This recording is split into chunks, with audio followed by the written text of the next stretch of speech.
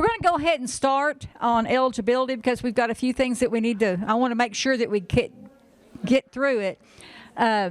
Eligibility is a very important piece because that determines, does a child really meet eligibility? If not, then we might have to go another route like 504. But we just need to make sure that we do it properly, right? Because if the state goes in and looks and sees that you've got an SLD eligibility guideline thing and you've not completed that, then they'll wonder why. So we need to make sure. But we're going to go through all of that. Okay, as you know, we've talked about this. I think all of y'all were here in that first session that we talked about the child fine. Anybody can do child fine, okay?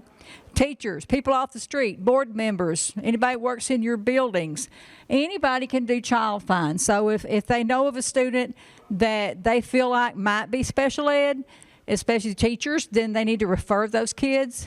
But before they refer, they need to try different strategies before that because it may be they're not used to lecture all the time. I always hated lecture, put me to sleep. But if they gave me something to do hands-on, I was all for that.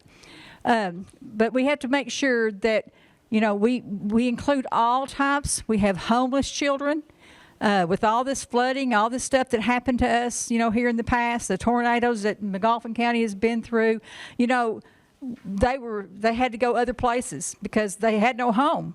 It just went, you know, the wind just took it. So we have to remember about all the issues that we're looking at. All right, we do have Kentucky regulation, just as we do our federal regs. And I'm not going to go through in depth of the regs because I know y'all can read them, those types of things. But your director, every year, most of us, so I always put it on the radio and I put it in the newspaper about child fine. That's a regulation that you have to do. You have to do it every day. Every year. Plus, once you get the newspaper, you have to cut it out. You got to keep it to prove if they come back and say, show me the evidence. You have to prove that you did put it in the newspaper or newspaper. Some people has more than one. All right, we know about a referral system that we have to do. It's really supposed to be your regular education teachers. But the special education teachers have to assist with it because sometimes, especially if you got a new regular education teacher, they have no clue what we're doing. They have not access at Infinite Campus to even fill out the referral. And I don't know why that's there, but they need to have access to that referral because you all end up having to redo it. Or you do it. You do it. I did it. I'm just going to be honest. I did it. Number one is it always falls back on us when we do our regular reviews. If you do a regular review and you see all these issues, you know, we know it's not special ed's fault, but we get the blame for it. So you might as well go ahead and help them with it or do it for them one. So we know we have to go through the referral system and we have to see if the attendance might be issued. And so if it's an attendance issue, then it's lack of reading and math instruction because they're not there to get it. It's not that you're a bad teacher. It's because they weren't there to get it. And I know when it first started, I had a regular education teacher say, are they saying that I don't know how to teach? No, you interpreted that wrong. And then you have to explain that to them. But they get offended. So we have to make sure once we go through that referral, we have to go through the tiers. Now, I'm going to be honest. I'll look at some of those referrals and I'll look at those interventions and strategies and I'm like, those are not strategies. Those are not, you know, things that we need to have on there. The dates are like all the same. And it's like, these people didn't even do nothing. They just wrote this down on this paper. Sometimes a child don't react as well to certain strategies. And if it don't, it's okay to put over there, you know, if it's helpful or they somewhat learned or whatever. And if they didn't, it's fine to say that they didn't. But then you have to write down on the next line what you did from that date to another date. So you have to go through those strategies. You just can't put in there and just say, didn't make any progress. Most kids will make some progress. May not be what we want, but they will make progress. So we have to watch what we're doing in that when we're writing out those the strategies and parts of that referral. We have to make sure that we have database. You know, we've talked all day today about data.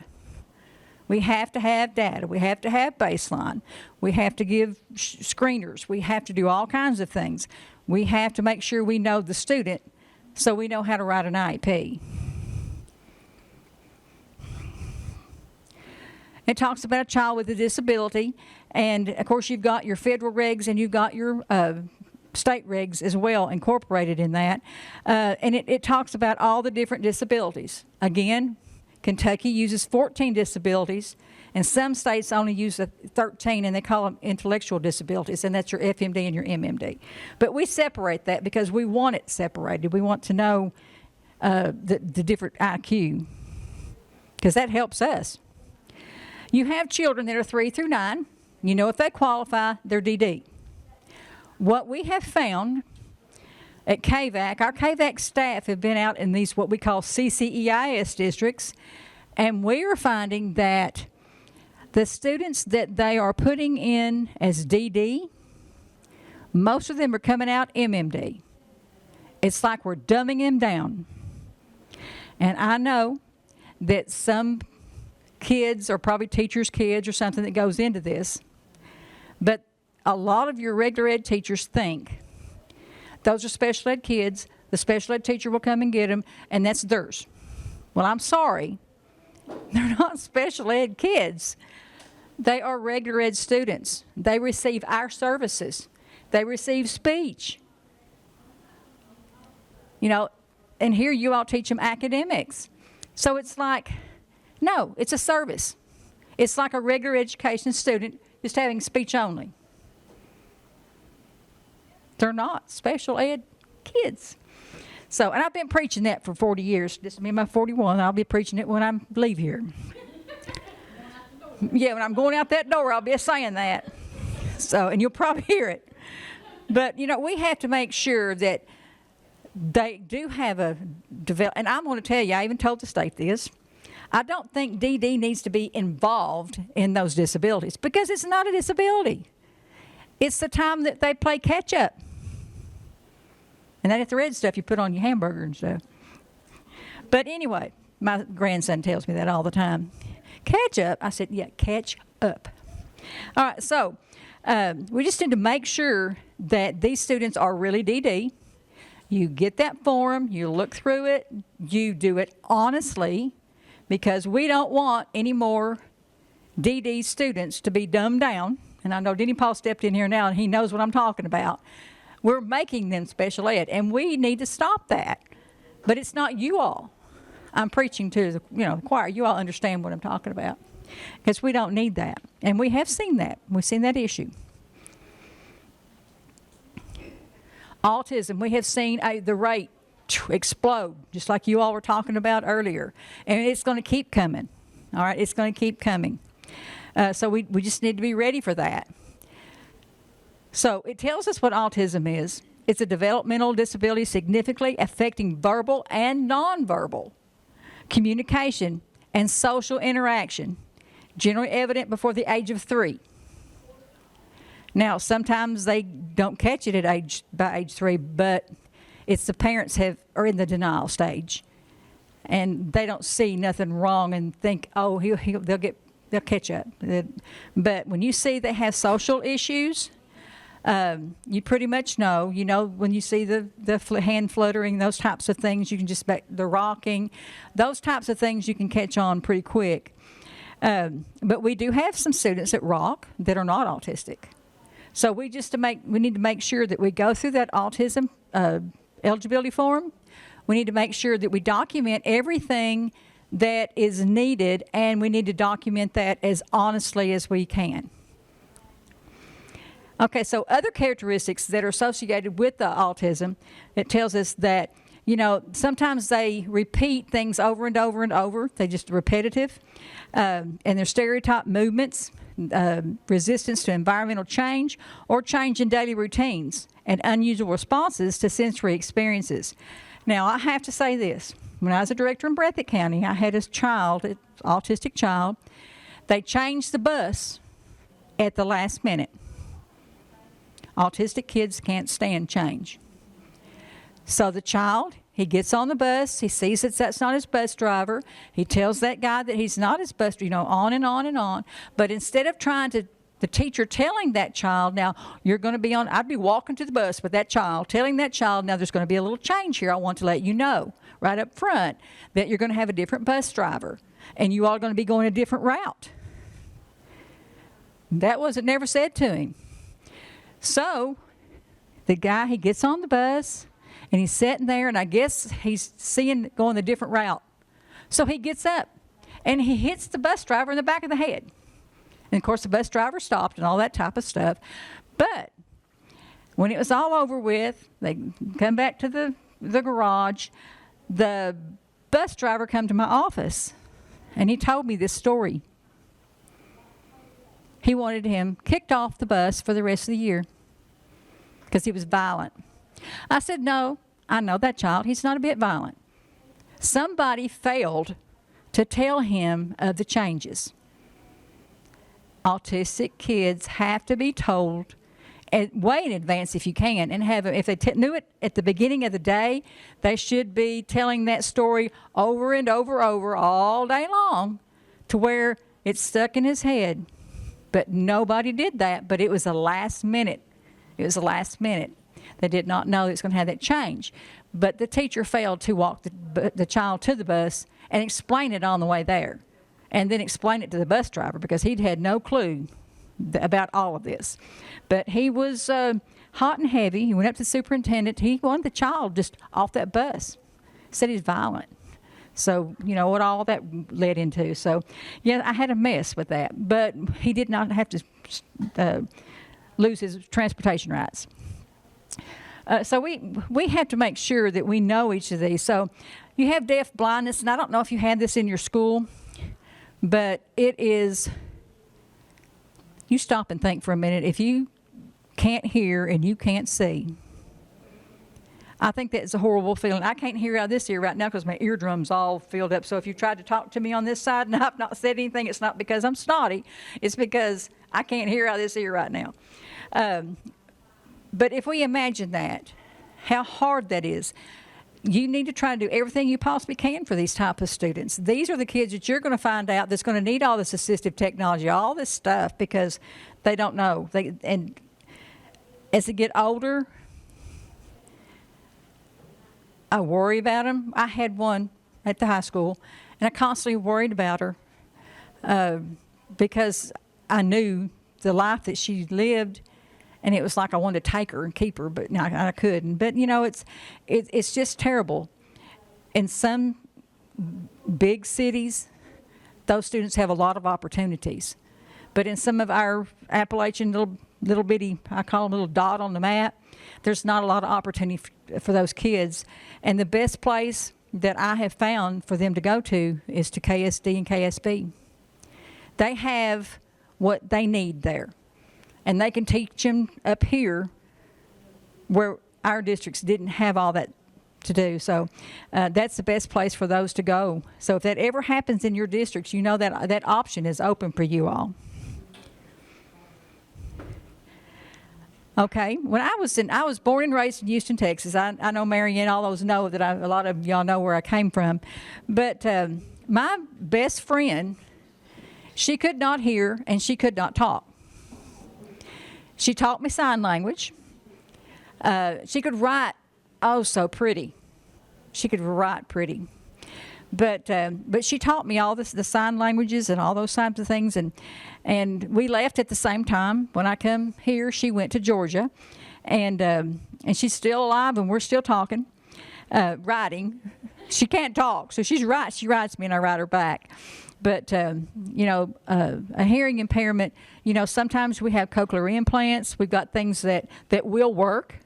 And when that happens, I want to tell you all what I did, and it went great. It may go wrong later, but we had a child that could not hear. They did the cochlear implants, but they did it like when he was 10.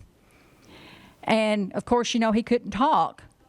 So what I did was I helped arrange his schedule, and I had the speech therapist as well, as the hearing person together to where they could work with each other. Because if your speech therapist didn't know sign language, because sometimes he would try to sign. Well, if you don't know that, it's awful because you feel like you don't know what you're doing. But anyway, the speech helped with the language part. They use the mirrors and all that to show where you put your tongue, all that kind of stuff. And it was amazing. The child talks. He's talking right now. He's at the high school level. He helps manage with the boys' basketball team. He still wears a little cochlear implant. But it worked because we all collaborated together. I don't know how I could have done it if I had them separate. I don't know how I could do it. Because if I didn't know sign language and I was a speech therapist and he started signing, I would be, I don't know this. I'll have to get this hearing impaired teacher come in here and interpret what he's trying to say. But anyway, we do have the eligibility form for that. And I didn't pull that one. I just pulled the 3 ones that we mainly use to go over because I know we don't have much time to go over stuff today. And this will help us for next year when we do this. We're going to make sure some of ours are going to be 2 and 3 hours long because we want you to get all of it and not just a short version of it. All right, so we have EBD, emotional behavior disorder. Okay, we have some people that think that you have to have a degree in EBD. Any special education teacher can teach an EBD student. I'll tell you how I learned that. We didn't have an EBD unit in 1984, and I was called to do EBD. And I was sitting here thinking, no, anybody can do that. But, of course, they wanted me to do it. And I probably was the best teacher for that because I was just like they were. I loved them. I didn't have any problem with any of them. They wanted attention. They wanted affection. They had issues. I dealt with their issues. I even played music low in the room to where they could hear that and keep them, smooth and all that. And then if they started to get like in a fight or have a verbal thing, I'd jump on the desk and dance and do all kinds of crazy things. And they'd look at me like this woman's crazy. So, they stop and laugh and carry on and then go on. You have to do things outside the box. But anyway, the principal was walking by when I did that, and he said, "What in the world were you doing on that desk?" And I told him, I said, "I just got up there and started dancing. They quit that fighting, didn't they?" So, you do what you have to do. But I was young then. I don't think I'd be jumping up on that desk right now. I'd have to find some other way to do something. Grab one of them and start dancing with him, I guess. But anyway, we have kids that are really emotional behavior disordered. Sometimes we have them in the unit and they're really not EBD, but because there's such a disruption in the regular classroom, you hear principals say, "We need to put him in the EBD room. We need to." So here you're doing all this. Well, that doesn't matter because guess what's going to happen when they graduate? They're going to have this EBD label. They're going to want to go to work. They look at their school records. Oh, they're EBD. They're bad. I mean, that's what people think. They're bad. No, they're not bad. We have fixed that. We've done what we can and gave them some strategies, even outside, like stress balls. And I'm going to be honest, we had a presentation, last week, I don't know, I think it was last week. And I saw a lady, and she had, I did see that woman, the fidget, but it was that Play-Doh. And she would roll it down. She'd roll it up. She'd roll it down. And I knew she was ADHD. She was trying to focus on what we were saying, and she was doing that with her hands. So it's like we all have some things. We doodle sometimes, but we hear what people are saying, but we have to be doing something. So anyway, EBD, we can try to help the ones that we really can help. And right now we've got several trying to go into the EBD category. But you know what? It's because of all these floods, all these tornadoes, all these horrible things that have happened to these kids that causes anxiety. I was over in McGoffin County. And it was about a year after they had that flood. And I don't know whose room. I might have been in your room. I was in a room when that girl panicked when it got dark outside and it started raining. Oh, Lord. Oh, I felt sorry for her. I did. And she had lost her whole house and everything in that tornado. So, you think I probably would be anxious and have nervous disorders if something like that happened to me. I went through the flood. It did happen to me in the flood, but I wasn't a kid then. I was older. But, we got to stop and think of what these kids go through. Some of them don't even have what they call a house. They have a shack or something, no insulation. They got chickens in their house, pigs in their house. People need to get out and ride around and see where some of these kids live, and they can then figure it out. Some kids are raising themselves. It's sad. But we have to make sure when we look at that EBD eligibility that we're going by line and we're making sure that we're marking that appropriate box. Now, it has to be across all settings too. Remember that. So if a child comes to your room and you have no problem with that child, but then they go to another room and they just act up and are horrible, that's saying something. It could be that if one is a male teacher and, they've had problems with a dad, that might be an issue. You have to pick up on things and see things. You may have to change the child's schedule. And the teachers can sort of collaborate and say, this is what I do in my class. But if that child has a problem with a parent, it don't matter which one it is, boy or girl, a man, woman, we have to make sure that we help that child. And sometimes you just sit down and have a heart-to-heart talk with them. And don't scream and carry on like some of the classrooms I've been in. Because they don't need that. They don't need that. But we need to make sure it's across all settings. And most of the time you're going to find out not. But they are some true EBD. Sometimes you have those kids that's been in ATV accidents and they've got this traumatic brain injury. And it's horrible. I had one of those students, and no matter what you did, it was his brain. He couldn't help it. There's nothing you could do about it. So you just had to do the best that you could. And when he went off, you just got the kids out of the classroom and stayed in there with him and tried to calm him down. That's all you can do. Hard of hearing. So our hard of hearing and our vision have changed. Our eligibility forms have changed. They just got them out. The State Department does have them up now on their website. Plus, it's in Infinite Campus. They've got all that new stuff in Infinite Campus. So it's in there. So we need to make sure that we check that, because now we can have probably more students in vision and hearing than we did in the past.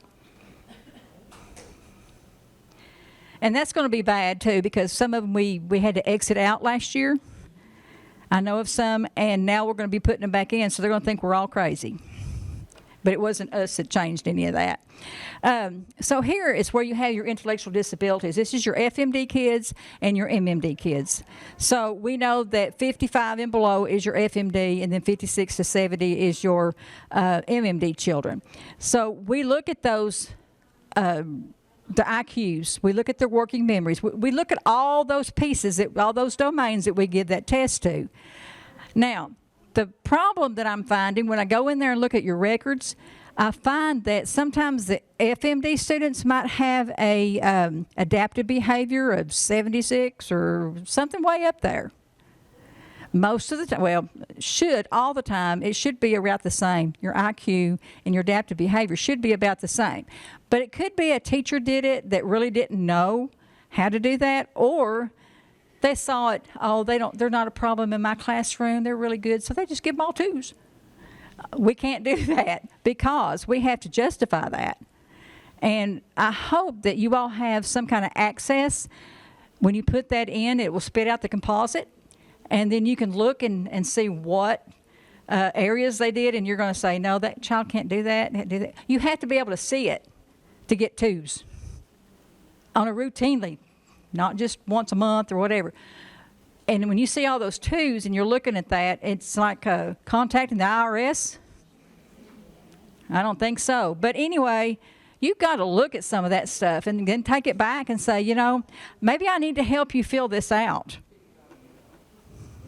And then, because you don't want to go and have the child tested and then that big 76 pop in and it's like, well, we can't put that child FMD because he's got adaptive behavior of 76. So we got to watch what we're doing and try to do it before it gets to the school psych. So that's just one thing that I wanted to say about that. And same thing with your MMD students. You know, if they've got a 90 adaptive behavior, you know, then something's wrong. So we want to try to correct that before it gets there, because it's not fair to that student. If we're going to score them high, we have to make sure that we see it. And we need to make sure we train our staff. Whoever's going to be doing those, they need to be trained. And we don't care one bit to come in there and do that for you all. Train them for adaptive behavior.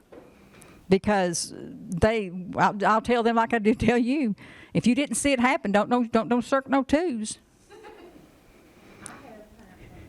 Sounds like you should have had them all took from her to start with. That's sad. That's sad. That's what I'm saying. We don't know what all these kids go through. We really don't.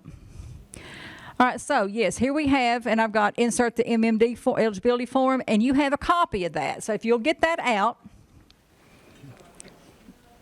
you should have 3, an MMD, FMD, and SLD. That's the ones that I specifically ran off. Those are the ones we're finding problems with in our KVEC area. So we want to make sure that... Hey, Brenda, what was the IQ you said for MMD? It's 55 can be a FMD. Yeah, 55 can be FMD and below. Mm-hmm. So I always say 56 to 70. Mm-hmm. You're welcome. I thought somebody standing by me. Oh, there you are. I was like... Brenda, we just have the I got a ghost. We just have the SL. Okay, here's MMD, and let's see here. Specific. Okay. All right, here you go. All right, you go. All right, you go. All right, so let's just look at A.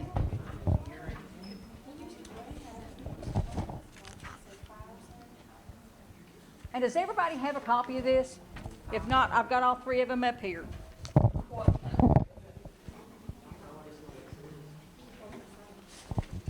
It's dark right here. It's like I'm in the, I can't stand it, and I don't want that thing in my face. Oh, I got to get over here. It is. It's like dark up there. You can't see. And I got a cataract on top of it, so that don't help me none. Okay.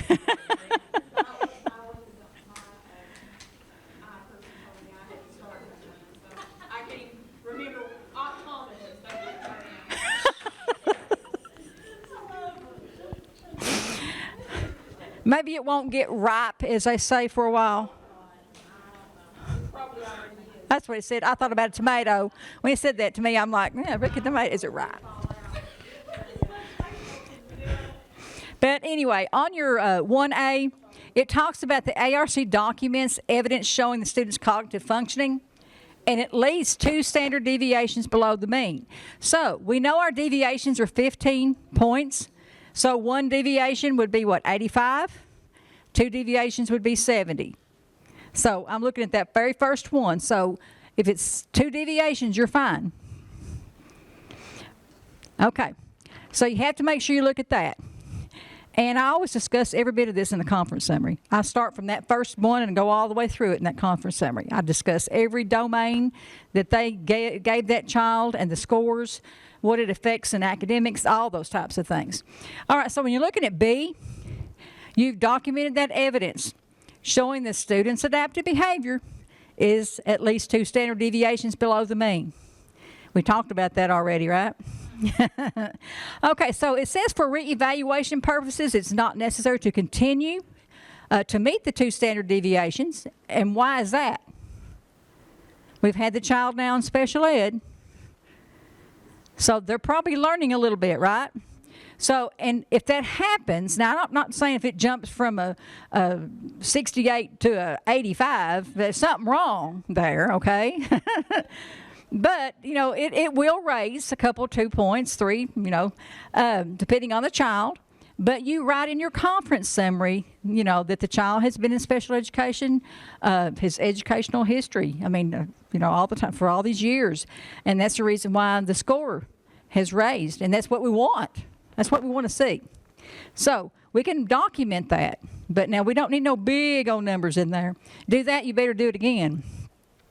Okay, so C, the ARC documented evidence showing a severe deficit in overall academics. Now that's going to be your, I don't know what y'all do as your academics, but look at your academic testing, see what the scores are. You'll see that this is Denny Paul saying this, because he used to be this diagnostician in Pikeville, or Pike County. If it's 78 or below, the scores in your academics, then that's the MMD range. They'll be fine. Now you might have an outlier here and there, but most of the scores will be, the 78 or below. Yeah.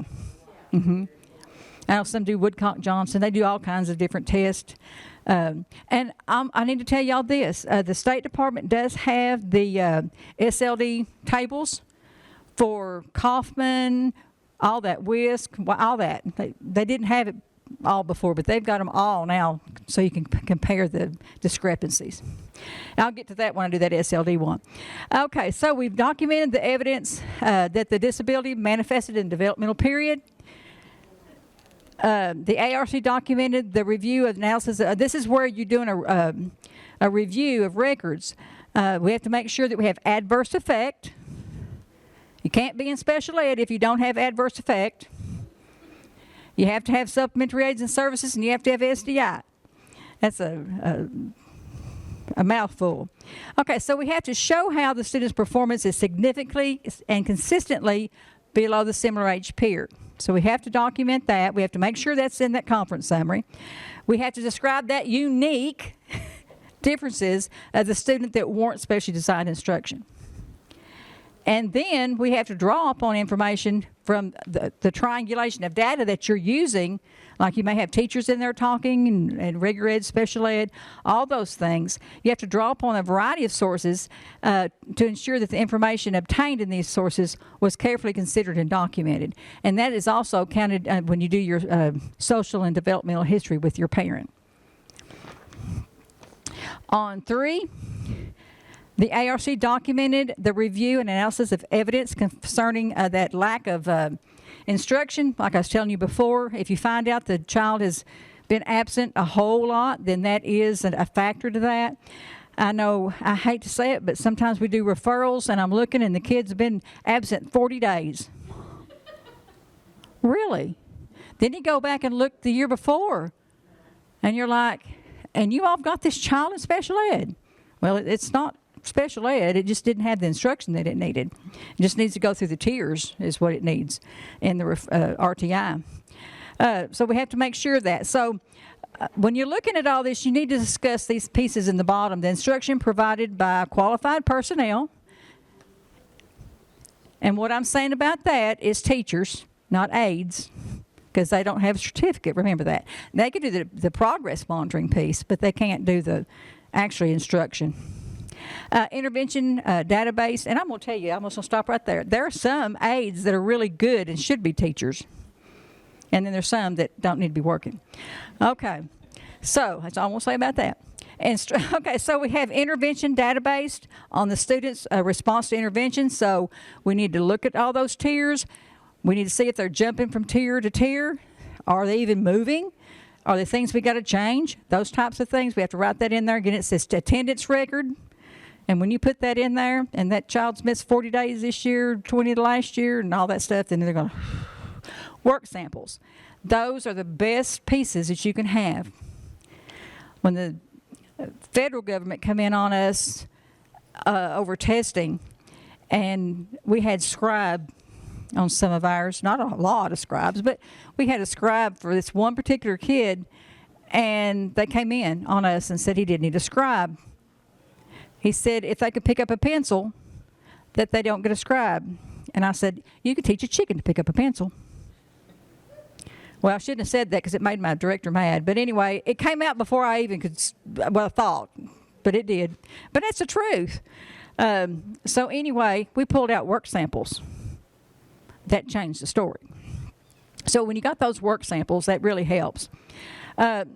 Another thing with these disciplinary removals, we need to make sure if they do have that a pattern going on and you've got that written down, it looks like we might need some work. We might even have to write a goal for these kids with whatever actions that needs to be taken care of. So that's the pieces that we need to put in that conference summary too. Don't forget that. The new in IC, when we were trained, it said let us have up to 20 pages for the whole entire IEP or conference summary. So we have up to 20 pages. They expanded that.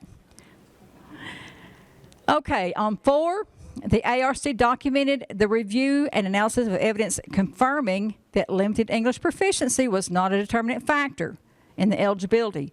Now, we do know that we have some children that come to us that are non-English speaking, and they take the access. I don't know. I always give the access test. I don't know what you all give.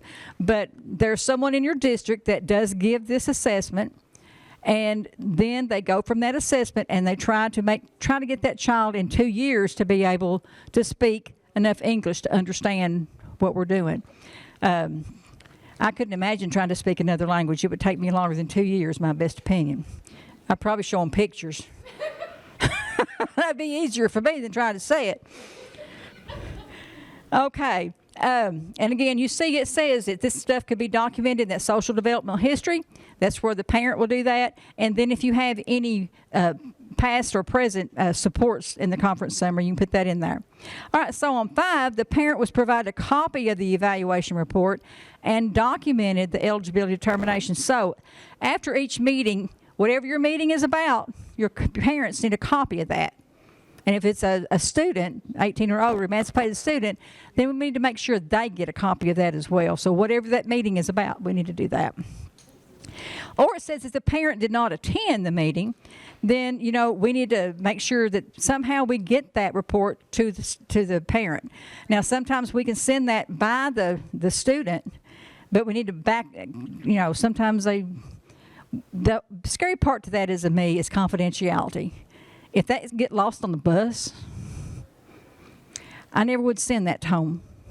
Okay, I just wouldn't do that. I would either mail it, or I had a really good Frisky program, and they were good about going out and delivering things for me and getting signatures and stuff. But sometimes I hear horror stories in districts, so however we can get it there, we need to get it there. We just don't want to put it on a bus because we will be breaking some confidentiality if it does get lost. On 6, the ARC membership includes all of the following. We have to have required ARC meetings, so it tells us here that we need to get that parent in there if we can. If not, get them on the phone. Regular ed teacher, special ed teacher, your chairperson, and then if you have a test assessments or whatever, guess what? You special ed teachers will be doing that unless you have a psychologist in your school district, and that don't mean that person will be there. They could be testing a child at that time. So it usually falls down on us. And again, if speech only, then they usually have to talk about their speech tests and the things that they do good and the things that they need help on. And then, of course, you got your additional members. We already talked about the student being there when they're 14 and up. They have to be invited when they're 14 and over. It don't mean they may show up, because a lot of your FMD kids, they don't come to those meetings. But then you have to talk about how you talked with the student prior to that meeting about all the stuff that you're talking about at that meeting, the goals and all those types of things. So you have to do that. And if they're transition people, students, then we have to talk about transition. We have to look at their ILP and go over that with them. And we talk about that in the conference summary, that you talk to the student on such and such date, and here's what we talked about. So you'll have that. And then again, related service personnel, we have to remember that. I'm going to tell you, I was guilty of not inviting mine when I was back in the day. And then it finally hit me. I think I better invite them because I got to write goals. I don't know how to write their goals. So we just need to make sure we give them a copy of the notice if possible, or or tell them when the meeting's going to be. Okay, so you have that. So when you're talking, if you're doing an eligibility meeting, if you have this in your hand, you just write about all that. Just write it all. They want to see everything. They want to see They want to see those the scores. In the past, they told us not to. You remember that? I don't know if any of y'all are here from long ago, and they said, don't you dare put any numbers in that. Yeah. Mm-hmm. Now, guess what? They want it all. They want it all. So, all right, now let's look at the FMD, Functional Mental Disability. If I say an acronym and you all don't know it, please let me know, because some of you may be new. I don't know. I just rattle them off. Okay, so here on A, we have to make sure that the student's cognitive assessment is at least 3 standard deviations below the mean. So like I told you, it was 15. So if it's 3 standard deviations, that would be 55, because that's 45. 100 minus 45 is 55. So we need to make sure of that. And again, the next one is all about that having severe deficits in all your academic performance. Those scores need to be low. They need to be like 55 or lower. They may have an outlier in the 60s, but sometimes it won't all be that way. We have to make sure that it was developed in that developmental period. And that again comes from that your parents' social and developmental history. The ARC documented and reviewed the analysis of the evaluation, confirming that there is adverse effect. Okay, and then it goes into the ARC, showed how, do you see that in black, dark, bold ink? Showed how the student's performance is significantly and consistently below similar age peers due to the disability. And then described their unique difference of the student that warrants specially designed instruction, and draw upon information from a variety of sources. That's like I'm talking about earlier, your triangulation of data, just to see what they're doing all around. And that's even considering your social and emotional pieces as well. The ARC documented the review and analysis of evidence confirming lack of instruction in reading and math. Again, all you have to do is look at the attendance records. And then it tells you here your discussion may include those things listed, plus it could be other, it's not limited at all. So you have to make sure you have instruction provided by your qualified personnel.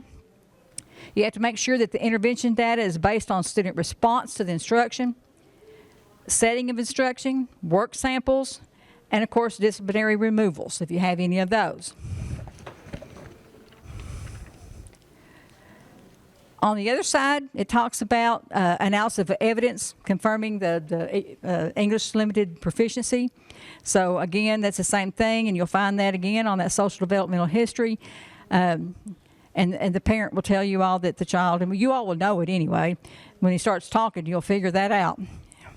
The parent was provided a copy of the evaluation report and the eligibility determination. So we have to have those two pieces and ready for them. All this has to be done. You can't say, I'll mail it out to you. I mean, I know sometimes printers break up or break down or whatever, but and hopefully that's very rare. But they need that before they leave there. Okay, and talks about the ARC membership again. It's all the same. We have to have a regular ed chairperson and a special ed teacher to have a meeting, and then if the kids have related services, we need to make sure that we invite them to that. Do you have any questions about the MMD and the FMD, the intellectual disabilities? If not, I'm going to go on to the SLD. It's a little bit broader.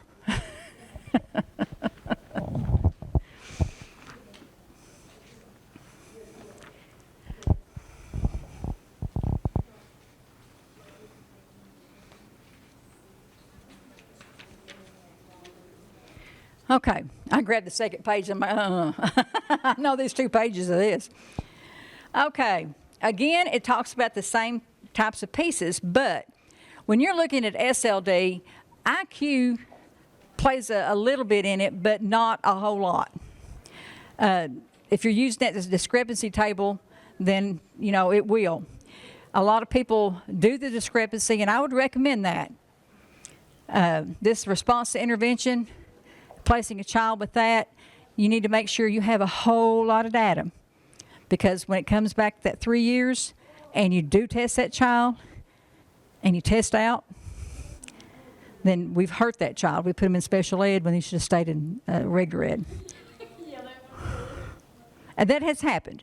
We've had some districts that were caught SLD. They have to retest every one of their SLD kids, and a lot of them were taken out. So, you know, how do you tell a parent that?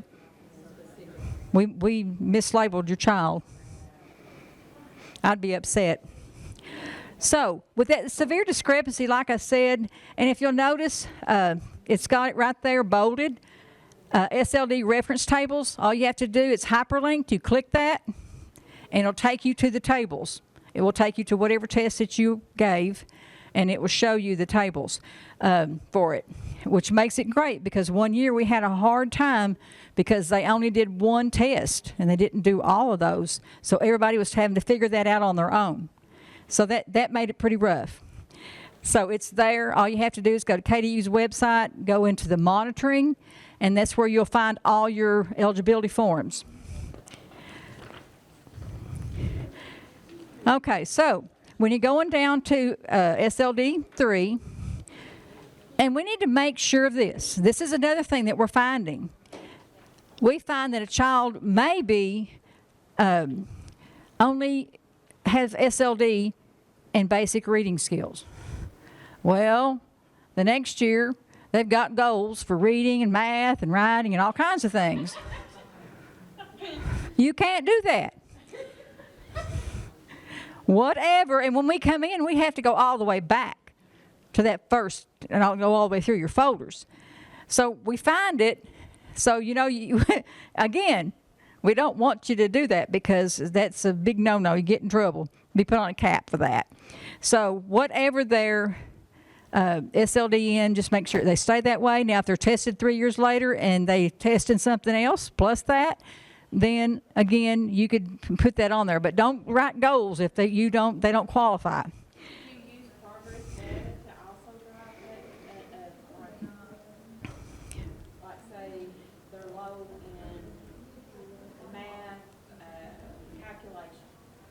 Then you test them and they're, say you're doing the progress monitoring, you've done it for a year, and they're also, say they've been in collaboration class and they failed tests on like another part of math. Could you also write that in as part of that? No. Even with progress? No, So but it has to be some sort of test. yeah, you have to do an assessment screen or something. Okay. You have to do something. You just can't automatically do it. Because you shouldn't be doing progress monitoring and anything except the goal that's in the IEP to start with. But now, you'll find some, you can go to some districts and every one of them will be checked. They're wanting to know, can you do a behavior goal in SLB? Yes, you can do a behavior goal on a regular education child. You can have a behavior intervention plan for a regular education child. When we were talking about maintenance and stuff, you know, like that, yeah. Sure can. Again, I want to tell you all this. In the past, for you all that's been around as almost as long as me, we used to have this saying, once SLD, always SLD. That's no more. They stopped that a few years ago back. So you still have to test them. You have to have at least 2 tests on a child. You know that, and then you can do a review of records. But you have to have at least 2 tests. So if you did that RTI placement, when you placed them, that don't count as assessment. That means you have to do 2 more of those tests. So that's 6 years there of that. So, yeah. Here we go. This is what we have to have. When a child is referred for SLD, we have to do a motor screening. It's mandated. We have to do a motor screening. If you all don't have a screener, talk to your director. We have sent them a little short screener that can be done. Some districts actually have their OTs and PTs doing them. I saw that in some records. And that's good because that's their part. You know, they know how they move and everything. So, to refer one, you have to have a vision screening, you have to have a hearing screening, motor, You have to have a mental disability, okay? And there's, no, this is just for your initial. You have to have all that stuff. So we just have to, and of course they've got that English limited proficiency in there too. So we have to look at all that. Look at your cultural factors.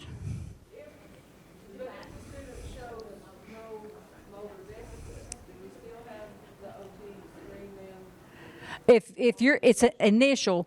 If it's initial and you're suspecting SLD, you have to have a motor screening, even though you know that it can move in all parts. Yeah, DD, you have to have it as well. You really don't have, no, not for testing, because you're just going to screen them is all you're going to do. Just a short screener.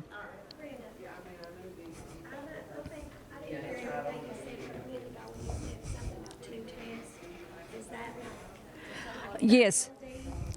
This is for anybody, any child in special education. They must have, no matter what disability is, they have to have at least 2 full psychological reports. And then you can do a review of records. Oh, no. It'll go with that. It'll go, you have academics and all that stuff with that. It's just like start doing the first one. Again, these kids have to have adverse effect. So you have to document the same thing here that you have to do in every one of these eligibilities. What if the child can suspect autism? Do they need a, No. Only one that you have to have is DD and SLD. And that don't really make any sense to me, but they probably know more than I do. And I look at my test results, and he doesn't qualify with the reference tables. Oh, I need to tell about that. Yeah, I'm glad you brought that up. Do I have to, can I just say, I looked at his data, he didn't make any progress through the 3 years in RTI, can I put him in? I'm going to explain that. No. All right. She just asked a very good question. What if she had a child tested for SLD and they didn't make the tables? Can she go and do the RTI method? No. What you have to do at that meeting, the initial meeting, when you're going to do the referral, you have to determine which method you're going to use. The ARC has to determine which one they're going to use. So, but you can't have both. You have to make sure you do one or the other. You pick the wrong one and you're in trouble, I guess, because you can't go back and do that. You can't go back and redo. If I chose method B At the beginning, the ARC said they're going to do the RTI method, then you can go ahead and do all that. Mm-hmm. But what you need to make sure of is everything is accurate in there. And that's sad because it's left up to us special ed to make sure of that. Our Vineland covers our motor. Oh, good. Oh, Our Vineland covers our motor part. okay, so Stephanie just now said that, I guess did you talk to Kelly? All right, said that a part of the Vineland that's given covers the motor. So you can take that motor section out and the score, and you can use that as well as a screener. That'll save you from having to do anything else because you have to do adaptive behavior anyway.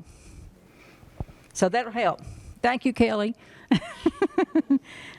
Okay, poor thing, she's sick, or she would be right here with us today.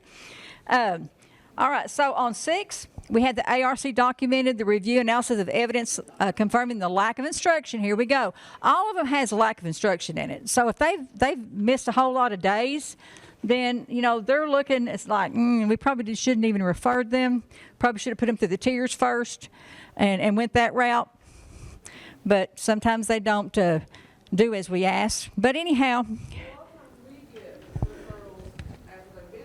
Yeah.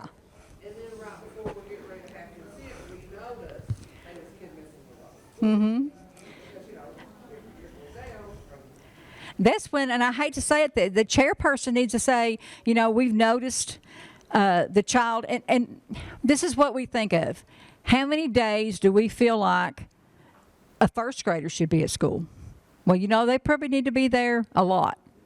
You know, to me, 6 days missing is bad for a first grader. But now, if you get up in the high school, which we hope we don't get any people, students referred, because we missed them down the line if that happened. But, you know, the older they get, then the days would be a little bit less. But, you know, those learning years, all the way up to about the 6th grade, you would expect them to be there a lot. But what happens like if one of those different needs, an RCI referral, it's already been through the tiers, teacher says here, needs to be tested, and then we notice the attendance, then what happens to that folder? It will go into your guidance office with in their cumulative folder. So they can go back and say, you know, no, if that would be a no. The chairperson has to contact the parent and let them know.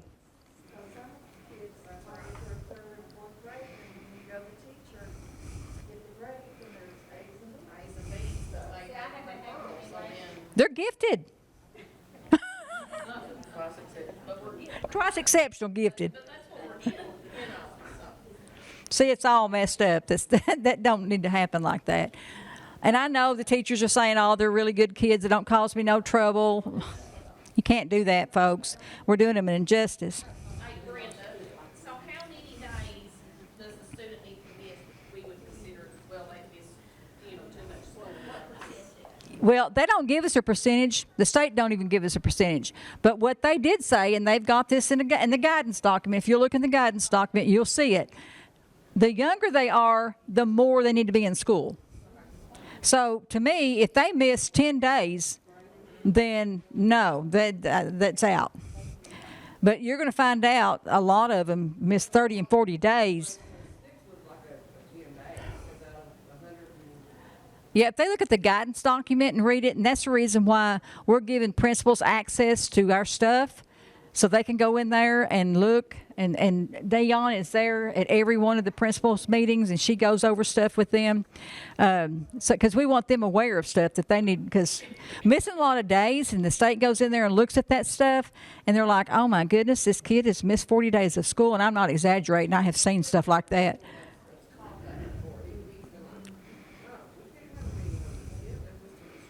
Yeah, and that's what we need to do. Honestly, when you're talking about kindergarten and first grade, they catch everything from the morning. I can't send my child to the field.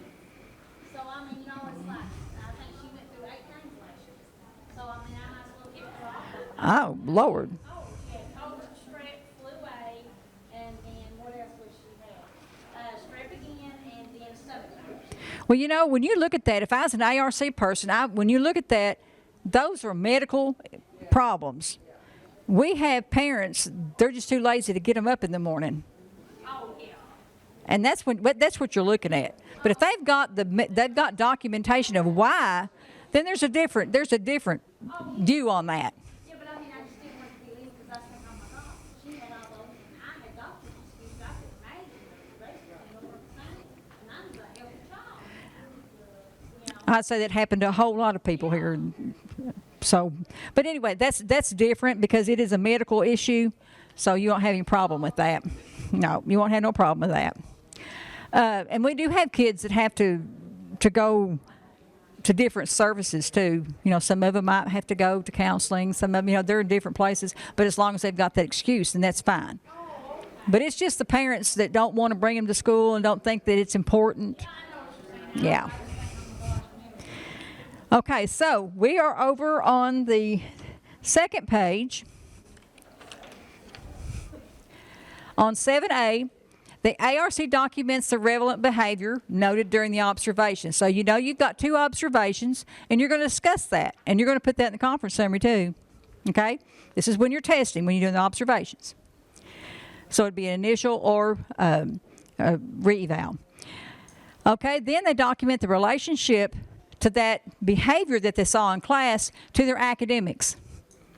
They look at and see if the behavior is what it is affecting that the functioning piece.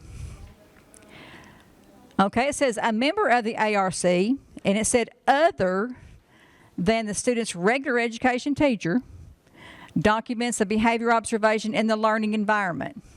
So we need to have someone else other than that regular ed teacher, and most of the time I'm going to tell you who it is. It's you. It's you. There's 2 special ed teachers that goes in there and does that. Then the next part is talking about your medical findings. So a lot of times we find out they don't fill this out, but they need to ask the parents to all those medical questions that is on that. We need to make sure that we document that. If they're on medication, all those things. We need to write down the medication, and we need to know the dosages. Do they have to take medicine at school? Blah, blah, blah. We could just a whole lot of questions. All right. Then you have, ask us again, we have to make sure that we're documenting the review and analysis of the instructional strategies that we're using. Remember, all kids don't learn alike, so we have to have different strategies, and they need to be evidence-based. Now, we do have our literacy person in here. Chassie's sitting over here. She's working herself to death. She always does. But she has a list of strategies. Our math consultant has a list of strategies, and they're there if you need them. And they're in our Google Drives. And all you have to do is go into our Google, and you can find those. Again, you have to have all this discussion in your conference summary. It tells us about, discussing those targeted skills, discuss the progress of each of the strategies that you do.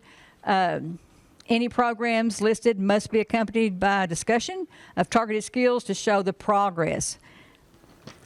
And then we have to make sure that the students' parents were notified of the policies, and that's regarding the amount and the nature of the student's performance data. So strategies for increasing the student's rate of learning, and then, of course, the parent's right to request an evaluation. Parents can request. Now, do we have to do it? Well, you can stop and look at a lot of stuff, and if you look at the grades and they're making A's, I don't think I would want to be testing anybody. But we need to make sure that if it's a rate problem, we need to look at those things. And you can just about figure that out just with your assessments that you do. And make sure you document that thoroughly in there. Especially whatever their SLD in. If it's math, if it's reading, decoding, whatever. Then each ARC member, they have to sign their name. They have to check the box. Do I agree with this or do I not agree with this? You will be shocked sometimes that there'll be a teacher that will say they don't agree. And then you have to have a discussion of all that, and you have to have all this discussion in that conference summary if that happens. Now, if the parent disagrees, it's like they're an outside agency, but they're really the parent. But we have to make sure that we talk with the parent and we tell them what the child is doing during school time. Now, what they do at home, we don't know. But we can tell them how they function at school and those types of things and try to get them to change their mind. But if they don't change their mind, they can have the right for anything to be mediated, anything. So, but if you feel like the child needs to be in SLD, I would stick with my guns because it's all about the kid. It's all about the kid.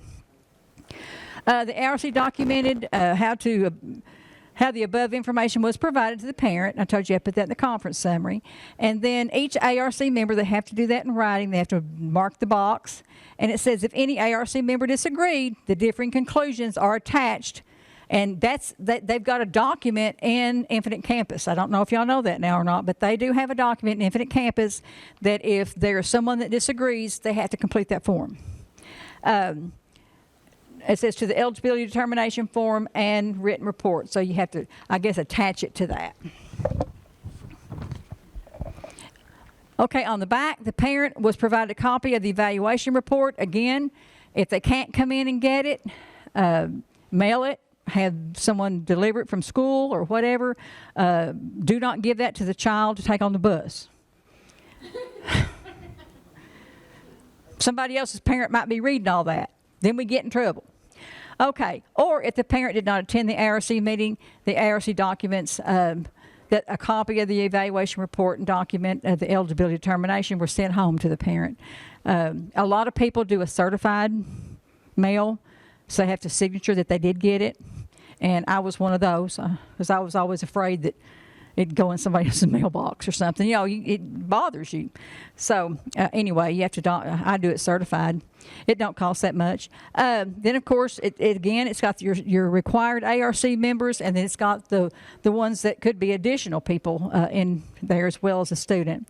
So again, everything that you check off on these really 4 pages. You need to have a conversation about that in your conference summary. So your initial and your reevaluation meeting conference summary will probably be a little lengthy. So just make sure that we have all that documented. All the test scores now, you can actually put the numerical score and the tests that went with it.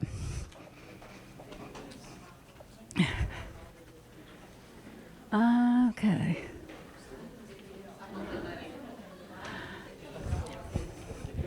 I know we're slower behind that one. Okay, I'll try to go through the rest of this as briefly as I can. Orthopedic impairment, we have a few of those, and we have to make sure that we have all this documentation. Now, when you have an orthopedic impairment, that you usually have a doctor's statement showing that the child has whatever it is, arms, leg, feet, whatever. It's like Stephanie's feet right now. She's not even supposed to be on her feet for 2 weeks, but it is what it is, she says. But anyway, you all can read this because it tells you about some of the different types of orthopedic impairments that are here. And like I said, this is not an exhaustive list, so you can actually go through these pieces. And if you'll notice, you see this cerebral palsy piece. Now, a child can be highly intelligent, but they have a hard time walking from class to class or something of that nature. So you'll have to state something about that in your conference summary. Other health impairment, we have issues with that. The State Department has noticed that we have a rise in OHI students, and what's happening is they're being tested for a disability, like MMD, SLD, and then they don't meet. Then mom comes back next week with a prescription. The doctor says this child needs to be in special ed, or the child needs an aid, or anything of that nature. You have to take it into consideration, but we all know a doctor does the doctoring. We do the teaching. So we don't go in there and tell him how to operate. They wouldn't want me in there. But they can't come in and tell us how we have to teach. But you can look at that and you have to consider it. You can't throw it in a garbage can or anything like that. You have to consider those types of things. But if there's not an adverse effect, then you can't place that child. Now, that child may have enough to be a 504. You can look at that. But when you see they don't qualify for special ed, you all have to walk out. They can then have a 504 meeting afterwards, but you're not a 504 person. They have a regular ed, only 2 people has to be there is the chairperson and the regular ed person. The parent don't even have to be there, but I would want them there. I would not want to have a meeting without a parent. That's just kind of scary, but it's legal and for a 504. Again, you see these ADHD. Everybody's got ADHD. I think I have ADHD too. You know?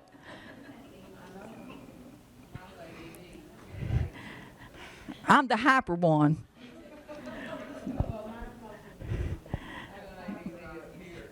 When you put me and another teacher together in a room, it was chaos because we both, I think, had ADHD. Well, she's taking medication for it. I wouldn't.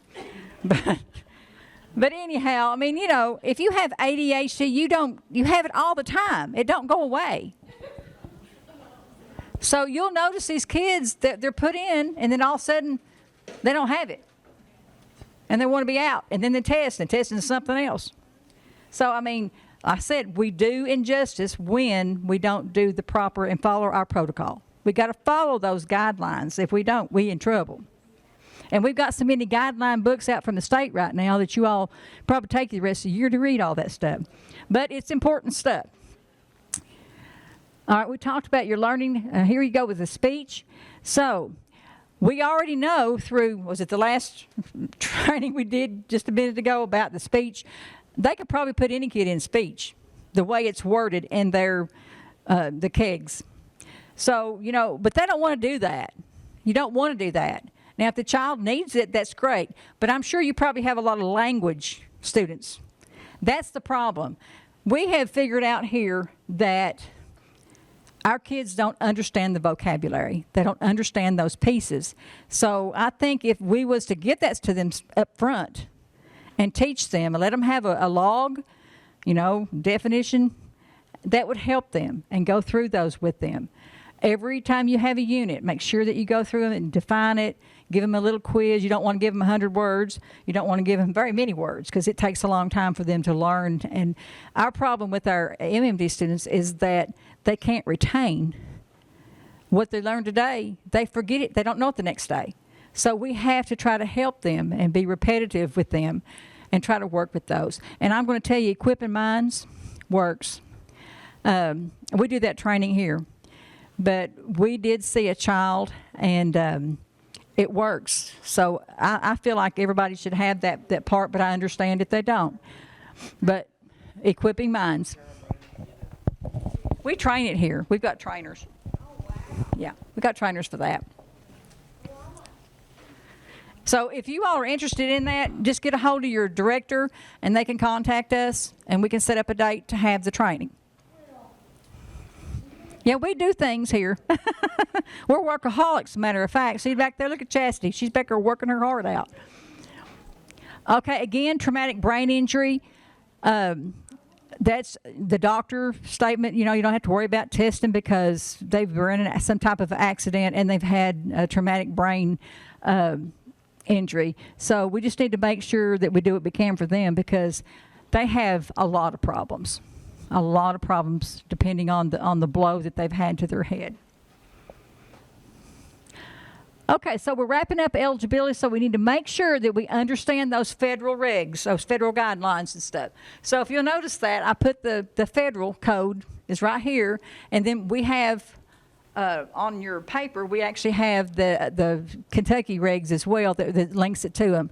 But we need to make sure that we do a comprehensive, thorough initial placement. We need to make sure we do everything right. We go right by those guidelines that are right there in them eligibility forms. Again, if their MMD and their adaptive behavior goes a little bit higher each year, that's fine because that's what we want it to do. We're teaching those skills and they're learning those skills. And I'm going to be honest about it. There's some MMD kids that have a lot of just street sense because they raise yourself. They raise yourself. But we do know that they are MMD. So we just make sure we put them in the correct category if they go into a category. If you feel like you all need additional assessments, then, you know, you can say that in that meeting.